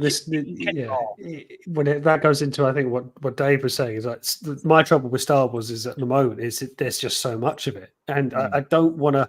That sounds like a horrible thing to say because I'm a big Star Wars fan as much as anybody, but kind of after The Mandalorian, I felt like I was okay for a bit. I was so into Mandalorian. I was very, very happy. Book of Boba Fett was a massive disappointment. And every now, it's just another series, another thing. Then it gets cancelled. I'm not interested anymore. But to what Dave was saying, it's like it's constantly reinventing itself, which is nice. It's nice to have a buzz. Disagree, but it's I'm going to be the voice. You've been disagreeing with a lot of my stuff tonight. You wait a bit. Transformers only reinvented itself properly once, which was Beast Wars, where they threw everything out into the trash and they started fresh with things that even Transformers fans at the time were really angry about. It's only because it was so good that eventually it became accepted. I remember the drought where we had nothing G1 except the occasional homage figure, which was a repaint of somebody that maybe could have been Beachcomber, maybe could have been Skywarp. And then suddenly everything was G1 based since then. Every new franchise we've had since feels like it's G1 adjacent. It's got the same characters in it doing pretty much the same thing. It's a different continuity. It's a different branding. I think Transformers needs to do another Beast Wars. I think it needs to sweep everything aside, bringing an entirely original cast and concept, and just see what happens. Well, it's funny you mention that because, like, I very rarely watch things. Like, I'm just not somebody who would sit down and watch. Like, if you tell me that like your series has 22 episodes, I'm definitely not watching it. If you say it's got 12, it better be really good. If it's 6, I might give it a shot. Like, but the one thing that I am watching at the minute is Penguin. Brilliant series. I have opinions on The Batman, which perhaps don't align with people who go, "Oh, it's a brilliant film." No, it's not. It had a lot of endings, didn't it? It had a lot of endings, and everybody did not need to be 3 hours long. Talked so very slowly. Again and again. Okay. Yeah. Anyway, but the point is, The Batman is not a great movie, and the last thing that I ever want is to hear the words "grounded" and "Batman" put into a sentence together. It's like, stop it. But the Penguin has me more excited for The Batman 2 than The Batman ever had. And I think if Hasbro really is, and Paramount more specifically, because Paramount are the ones that are holding the money here. If they really want to try and drive a sequel to Transformers 1, here's an idea. The way you ended Transformers 1 is that there's a status quo set up. And I think everybody who has seen Transformers 1 can immediately tell what a trilogy is going to look like. The second movie is going to be the war against the Quintessons, where the Autobots and the Decepticons team up. And then the third movie is the war. Like, that's your trilogy. Okay, so now what we need to do is we need to do something that is Transformers 1 adjacent that leads into the sequel. And it's like, okay, well, you've just created a whole bunch of new Transformers characters, Jazz, Sideswipe, all of that stuff. Characters that you can have go off and explore. You don't need a super expensive voice cast because Optimus Prime and Alita and Bumblebee are off over there doing that thing. And you could do a 6-issue 6-episode Netflix show or something like that on streaming for kids that then dovetails back into another movie, and just do that. But that's the question: is Transformers 1 even viable at this point? I don't know. And this is where I come back to what I say at the start. Like I do worry that it is just the tagline of it didn't perform well at the box office, not as expected, and that might be what just Hasbro take for it. But we'll see. We'll see how it goes in terms of, I think a good point, as Ed mentioned, around marketing is something that we don't necessarily factor in. And now that it's on streaming services as well, it might give it a bit of an extended life that maybe there are further discussions. But I mean, at the end of the day, Transformers 1 not being successful is no threat to Transformers overall.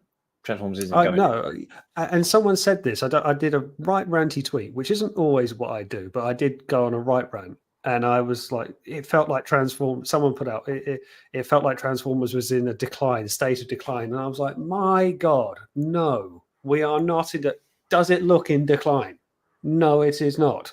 We have got films, we have comics, we have toys, we have blockies that everyone's buying. We've got everything. We've had that animation clip that came out not long ago. It's, if anything, it's too much, but I'm not complaining about that. But yeah, I think the 40th anniversary has been weird. It has been weird. Because I've heard people say it's been disappointing, and I'm like, I don't know if that's the word I'd use. I would say it has been directionless, almost to some degree. Scattergun.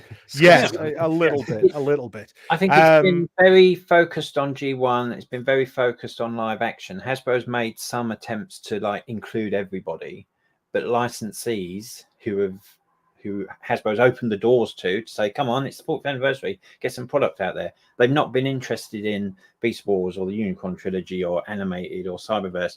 They're only going after the things which are big in people's minds.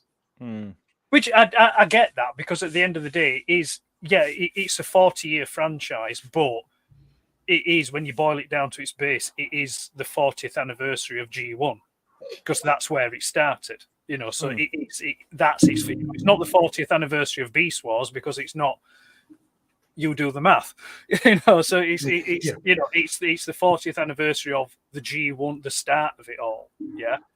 But it is also the franchise as a whole as well. I do get that. So maybe that's why it has been more G1 focused, on these licensing things that are out there.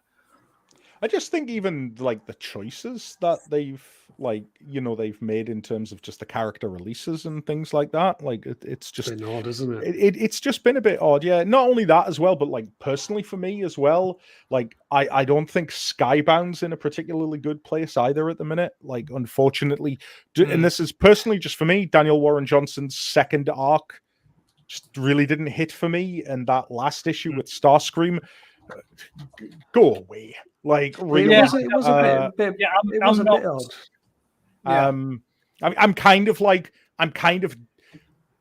I want to see where Daniel Warren Johnson's story goes, because the whole thing with Sparkplug, Optimus Prime, and the Matrix is the only thing that's keeping me going. But I really want somebody else on that book now. I want Nick Spencer on the art. Brilliant.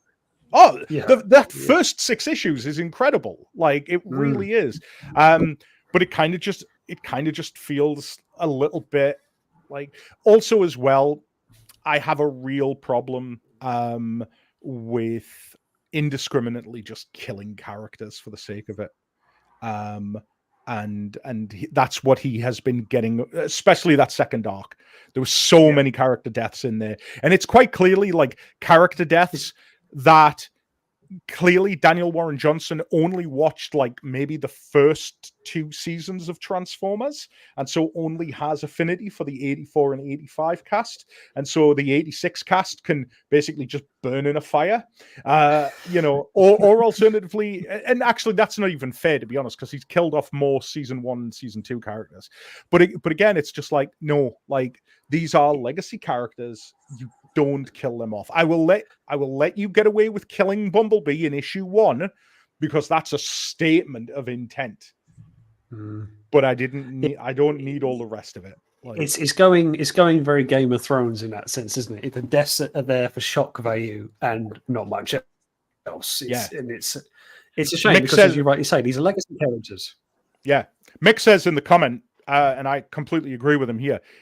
Void Rivals is the book to be reading at the minute because Void Rivals. A lot of people have said that. Void Rivals is really good and it's really heating up. And oh my god, are they doing who I think they're doing? Because the end of the second arc of Void Rivals certainly hints at somebody, and it's like, oh geez, okay, like, so that's all very exciting. But yeah, and I think clearly Daniel Warren Johnson's just doing his own thing. He's going to do his 24 issues and he's going to leave, and then it will be a case of, right, well, who's going to be picking up the book, you know? So well, yeah, I hope someone I hope it just doesn't kind of just fall by the wayside. That's my fear, is because Skybound's been getting quite a lot of buzz, and as I say, for me, like, I was such a big fan of IDW. I really, the first incarnation, certainly. We were spoiled by IDW though, because we had a 13-year uninterrupted run of a single continuity, which was reinvented during its time, but that was unprecedented when it happened. Because we had Marvel. Marvel ended. I mean, IDW ended knowing it was ending, and it gave us resolution to the majority of the threads that it had, even if some had to be truncated. Marvel didn't have that; it just ended, and then we were left. I mean, it took me weeks to realise there were no more issues coming because I never read the editorial at the front of the comic.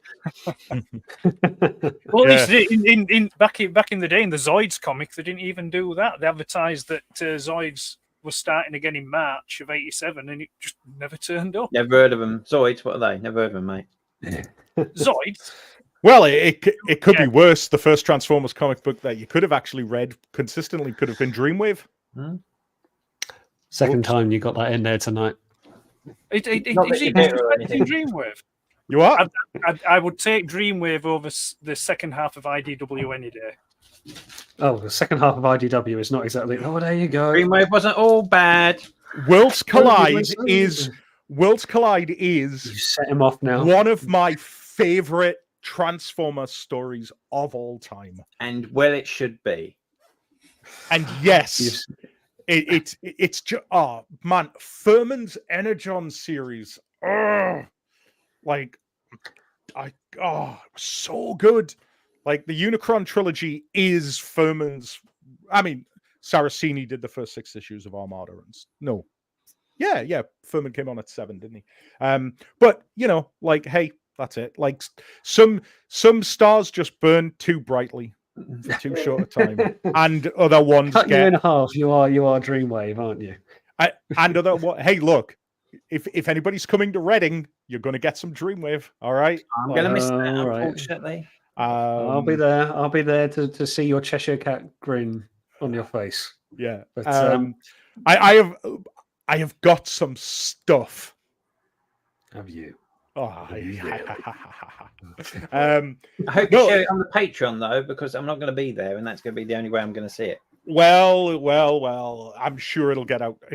Put it this way, it will cause a stir amongst the 6 Dreamwave fans that are out there. But there's a little sneak peek. Buy your tickets for Reading, kids. You know, but like, to tie it back to what we were talking about, it's like, I kind of feel like at the minute, like, Transformers 1 like really lifted me up, and then seeing the box office return, it's kind of brought me down again, because I'm just kind of like, okay, we're sort of in this space again where we don't really know what's happening. Like, and again, with Earthspark, we don't know really what's happening. It's not been communicated. Earthspark itself has gone through so many staff changes and stuff like that makes you wonder what that show even is. So would you say, I think I'm not talking toy or comic, because obviously they're in, you can't do that, but from like a TV show, movie point of view, do you think Transformers ought to take a bit of a break then, and just let the dust settle, and then come back with something better? I think there is a bit of that, because it's like we were saying, it's a 40th anniversary. They're throwing the entire kitchen sink and then everyone else's kitchen sink along with it. And it feels like, if anything, we have not had time to breathe. Yeah. And, we've gone, for instance, say, the Galactic Trials video game. Okay, fine. It's not going to take the world by storm, but it's something that's coming out. Skybound's been running all the way through. Transformers 1, all the toys, all the licenses that get going out. Half the things I don't care about, the crossovers, the license agreements. It is just so much out there that I feel like you do need to have, what's the line? How can I miss you if you don't go away? I'm not saying Transformers needs to go away, but you do need to savor. Yeah, in his eyes. Well, it's like you said, when you mentioned Star Wars, it's like part of the thing that made Star Wars so big and popular and people wanted more back in the days, because they had a 3-year break in between each film. And it wasn't just sort of like, like you said, scattershot. It wasn't just pumped out there. Well, until Disney got hold of it. So maybe they need that approach. Because whether you like or hate the Bay films, from a financial point of view, they did bring the money in. And if that's what Hasbro wants, then maybe that's what they'll end up going back to. But the problem that you've got with that, though, is that, as you say, with the original Star Wars stuff, it we all remember when Star Wars was an event. I'm sure most of us remember, what you think of that movie is immaterial, but we all remember where we were when we were approaching the release of Episode 1. Like, it was a big deal. It was huge. However, up until that point, barring the Ewok special and all of that stuff, there were 3 Star Wars movies. And yes, okay, people are going to go, expanded universe. Yeah, okay, that's your Star Wars. Live long and prosper, mates. Like, off you go. Yeah, I did that deliberately. Don't upset a fandom. Don't upset them. We haven't got time for that. But Transformers is 40 years on. Like, we've got 40 years worth of it now, and it's the question of, what do you do with it? Because you can't unify it, because it's all different pieces that don't fit together. Takara tries. Yeah, bless Takara. Bless their cotton socks. Like, one guy, like, Primacron is a dude, and he's a Quintesson originally. Yeah, with the 13s. Oh God. I don't think Transformers needs to go away, but like, I wouldn't object to there being a Kevin Feige-esque individual brought in. Now, people are going to turn around and say, "Oh, well, yeah," but think, like, I'm talking about good Kevin Feige, like back before Disney Plus ruined him. Like, if there was, say, for example, Skybound. Okay, I know what I've just said about Skybound, but that's particularly just about what I think Daniel Warren Johnson's doing with a book. Skybound isn't a comic book company. It is an entertainment company that produces comic books. It also produces video games. It also produces TV shows. The Walking Dead, for example. Now, what if Skybound were given the keys to the kingdom? Like, everything. And it's a case of, you're reading this, and then you watch this cartoon. And you can watch this cartoon and it's standalone. But if you've read the comic books, this all ties in nicely. And then if Skybound brings me Zombie Perceptor, they can have my money. You have niche interests there, Ed. That's all. I just want Zombie Perceptor. Not Perceptor. Zombie Impactor. Sorry, Zombie Impactor. Zombie Impactor. Right? Well, you can have both. I'm sure Perceptor won't be far behind. But we. Do you know I once pitched a zombie comic book to IDW? And what did they say? Well, obviously it didn't get made, so that's basically. Well, it didn't. I did wonder if you got a reply of any sort. I did. I got a very nice. Oh. I will not. Basically, my pitch was, this was very early in IDW. I pitched to do a Spotlight Scourge, and it was the idea that Scourge was basically Nosferatu, in the Transformers universe, and the idea was, you remember how Scourge always used to have like red fingernails? Yeah. And it's always stuck with me ever since I was a kid. And he's got the goatee and stuff like that. He kind of looks very vampire-esque. Dracula. Yeah, and it was I'd written a spotlight where he was basically on board this ship, and it was like a horror comic. And the idea was that if he got hold of you and he dug his claws into you, you would become a sweep, but you would be a misshapen, horribly transformed version of you as a sweep. And it was just this weird horror comic thing. So I'm totally on board. And that led to the start of IDW Spark Eater comic. Yeah, they did it. Well, that's it. I'd have read that. So I would totally be on board with zombies in Transformers. Yeah. It's one thing that we probably haven't had, not much of. We have had some craze thing, but I suppose, I don't know, hate plague, that's a stretch. Isn't it? Well, we did in the G1 Marvel stuff. You had like say Zombie Impactor. You had all Zombie Impactor. Yeah, that's a famous one. So well, technically, Optimus Prime in season 3, Dark Awakening, was technically a zombie. Yeah, robotic zombie, as they say. But my God, that episode to watch when you're 12 years old, bloody hell!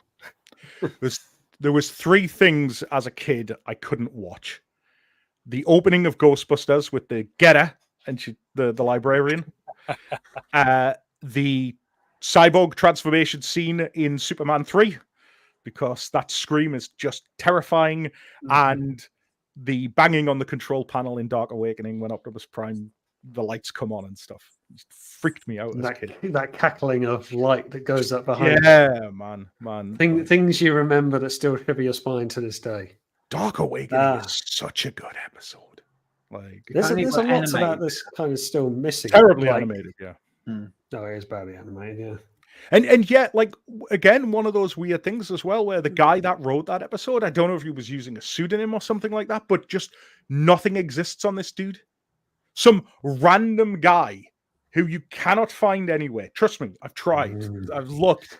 Like, came in, wrote one episode of Transformers where Optimus Prime comes back as a zombie, and they're going to kill him again at the end of the episode, and that's it. It's like, it's always fascinated me that. It's always been baffling.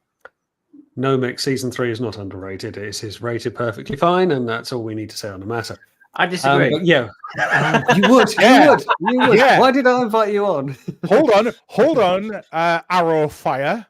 It is my show. I can call the shots. Thank you very much. What are you saying about season 3?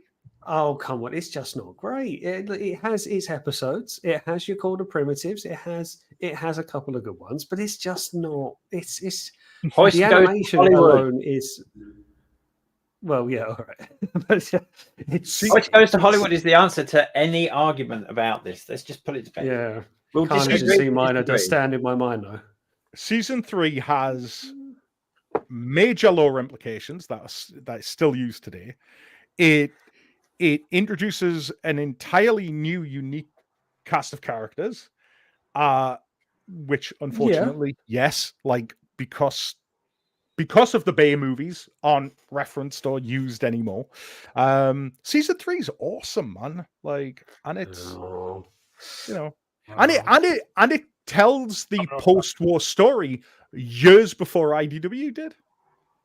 Where the Decepticons are effectively just a terrorist cell at this point. They're not a threat anymore. They're just running around.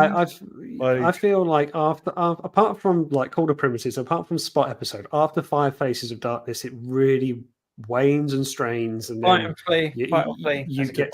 That is a good episode. Yeah, you do get the odd one, but it's until you then get to Rebirth, and then it's like, wow, okay. I mean, Rebirth is just like the best. But that's almost standalone on its own, as much as I don't know. Barely follows continuity. You've got Burden Hardest to Bear, which is just like That's not a bad one. Yeah, it's all right. Incredible episode. Return of Optimus Prime parts 1 and 2 is really good. Forever is a long time coming. Call of the Primitives. Primitives. You know, like Carnage in C minor. Yeah, but look, like, we all hate Carnage in C minor. Even though it's got that romantic hand-holding moment between Galvatron and Soundwave as they fly across the planet. As they fly and holding hand in But hand. is Carnage in C minor arguably the worst episode of season 3? Is it worse than Bot? The answer, of course, is no. Bot is not brilliant. But the episode where the moral of the episode is "Shut up, woman." And put duct tape over her mouth come the end of it. Like, yeah. Thank God times have changed. She's a cyborg now. It's all being made right. Oh, yeah. Season 3 massively underrated. Starscream's Ghost. Ghost in the Machine. Starscream's Ghost is that was all right. It's all right. There we go. Accepted, ArrowFyre. No, I shall not. It's my show, and I will cry if I want to. Besides, Beast Wars is better than anything, but that's all I have to say on the matter. Well, that wasn't part of the argument. Yeah, I mean, no, I'm making sure I get my words in. You can't just say chocolate's better than being kicked in the nuts and expect to get a reward. It is my stream, and I will cry if I want to. But Beast Wars does not get the love it deserves, and that is something I want to put out there before the stream ends.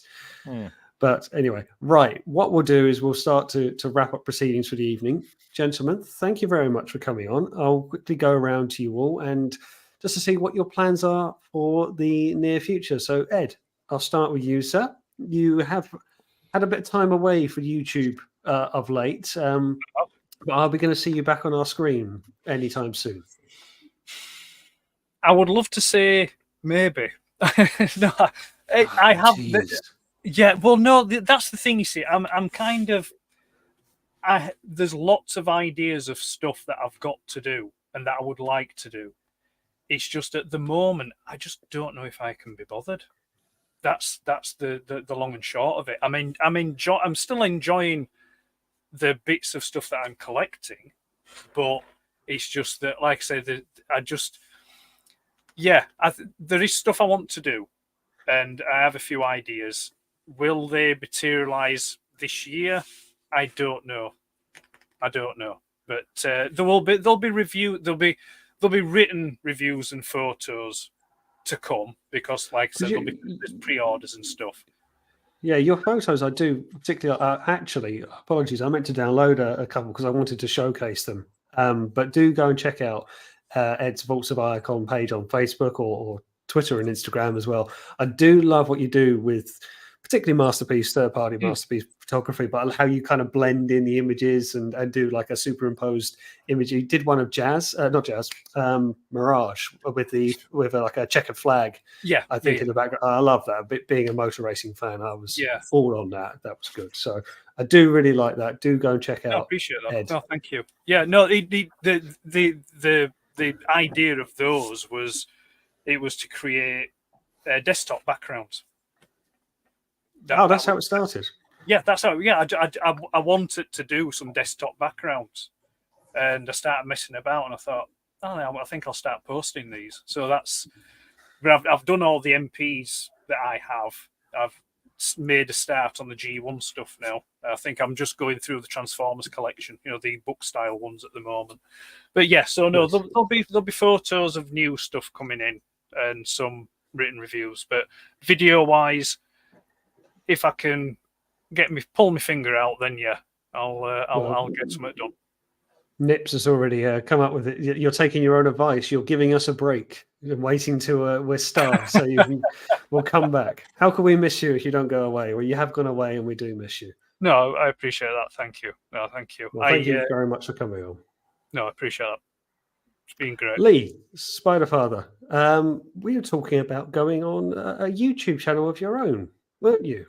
Yeah, that's still in the works. My studio is still under construction, although we're getting to the very end of that process now. So I'm still trying to acquire the skills I need to produce the quality of content that I want to put out there. So I've got a vision of what I want, and if I can't do it that way, I don't want to do it. But I am going to do it. Any kind of sneak peek? I haven't got any sneak peeks yet. I've got scripts written. I've got ideas jotted down in a little notebook and everything. But until then, I'll just keep doing what I'm doing, taking photos, educating people about bits of the franchise maybe they don't know that much about, enlightening them that certain figures exist that they maybe never heard of before. And Only Human. That was another really good episode of season 3. In case you want to. But yeah, I wonder what you were trying to dig out there in the corner. But tomorrow, we've got our first local toy fair in my area, which I'm looking forward to going to. It's only a little one for now, but we're going to go up there. We're going to see what they've got vintage toy-wise. Not necessarily Transformers, because I've probably got everything they're going to have, but things like Dino Riders, Mask, Megaforce, all these other sort of things. I'm looking forward to having a look at that. Oh, that'd be good. And your studio, your setup behind you has drastically changed since we last set up. This is just the office. This is just the office where I work during the day. I've got a couple of bookshelves with some stuff I've taken out of boxes that were the closest to hand. It's but no, my planned studio will have 35 feet in length worth of Transformers displays going all the way up to the ceiling. So depending on where my chair's pointing, you'll have a different load of figures on the background. Very nice. Look forward to it next time to have you on. But thank you for coming on, sir. Dave, we should talk. Well, let's talk around TF Nation, but let's talk particularly around Patreon, because that's been a new thing recently, hasn't it? There's a lot more content coming out now. I've finally been able to get on top of everything.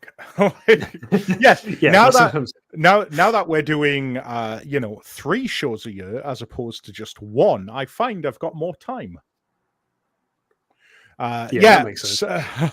So we've been we've really been ramping up the content that's been coming out, just because we've recorded all of this stuff over the years. So we've been putting it out there.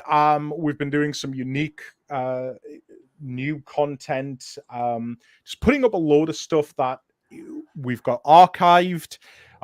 We're currently putting up on the YouTube channels at the minute the Sentinel Prime, the FaceTime with Sentinel Prime things that we did for the big broadcast.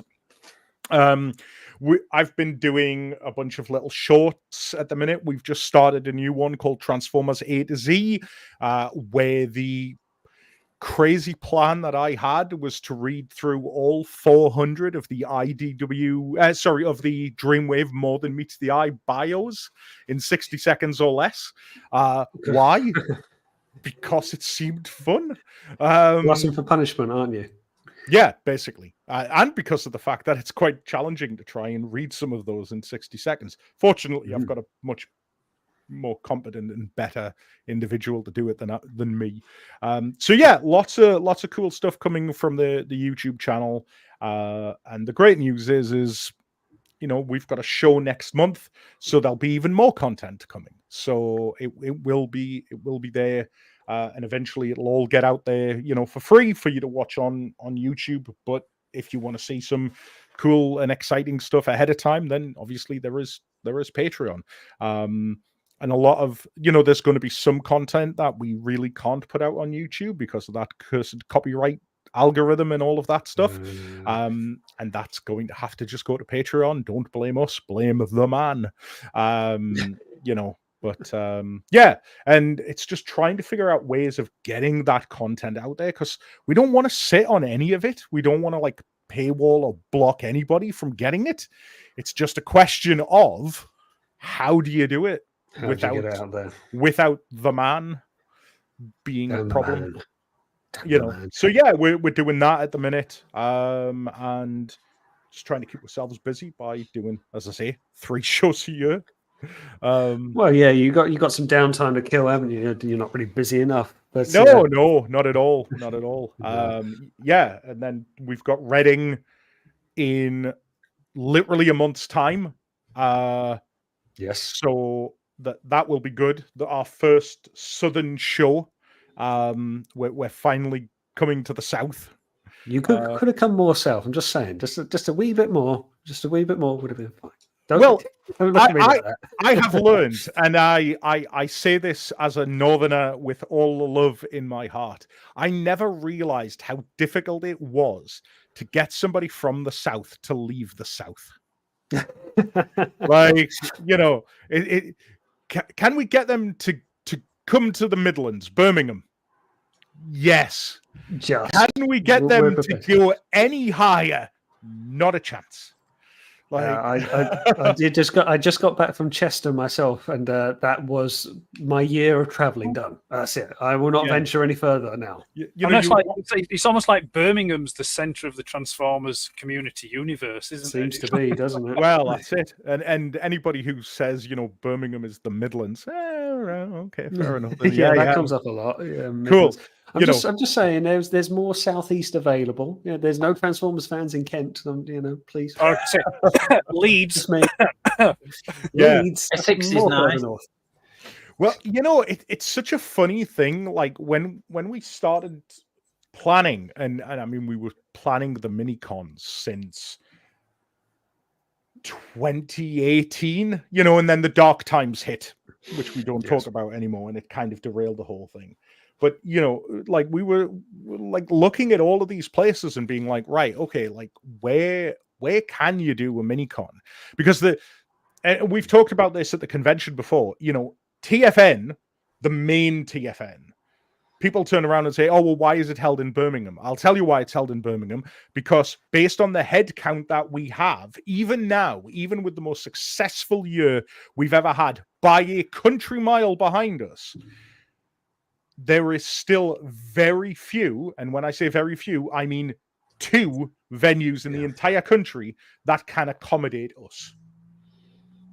Because we're too big for most of your smaller venues, and we're too small for any arena style of venue. So there are literally 2 places. One is in Birmingham and one is in London. And the difference between those is London prices. So Reading will have to do then, won't it? Reading is a fair compromise, and Reading is a transport hub, as we know as well, which is one reason why I'm going as well. And hey, look, all I'm saying is that we earlier on this year in March we did our second mini-con, which was in Manchester, and it sold out in 48 hours.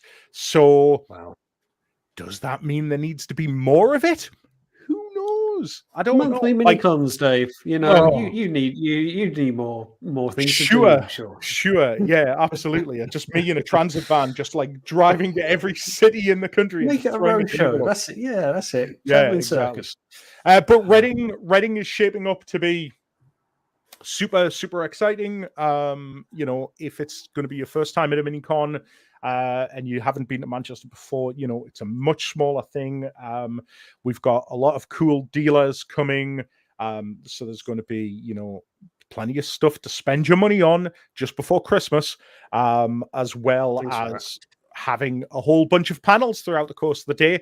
And as I say, if you're a fan of Dreamwave, I'm gonna have to start putting in a fine for every time you say the D word. Oh, come on. Right. Yeah. And if people are wondering, like, why is he so, like, hell-bent on Dreamwave? It purely just because of the fact that I did the numbers, and this is going to make you feel old.